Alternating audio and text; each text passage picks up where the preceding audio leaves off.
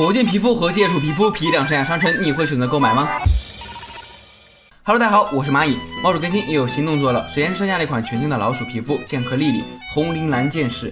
这款 A 级皮肤整体看起来也是中规中矩，没有特别惊艳吧。材质的话就是粉色星星加羽毛，感觉呢就是皇宫护卫的样子。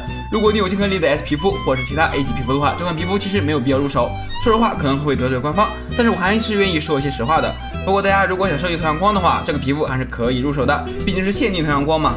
除了这个皮肤马蚁再带你们来看一下我最新奇的一个更新。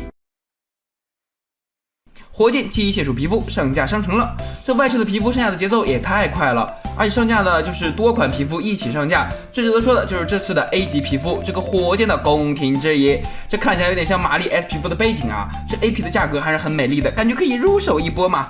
不过现在出的全部都是 A 皮和 B 皮，以后呢肯定会有 S 皮肤的。不过这个椅子呢看起来是真心不错。然后呢还有另外一款 B 级皮肤是可以用精华购买的，但是蚂蚁不太建议大家入手这个没啥子特色，感觉白白浪费精华。买这个不如买个胡萝卜。火箭我们看完了嘛，蚂蚁建议呢是购买椅子。再来看一下这个机械鼠解暑的 S 皮肤太克了，我实在是克不起了。不过这次上架的 A 级皮肤公爵之车，这个皮肤还是很好看的嘛。外形虽然没有 S 皮肤的高级，不过就是这种古典风格，蚂蚁个人还是比较中意的。价格也不是很高，也是值得大家去入手收藏的。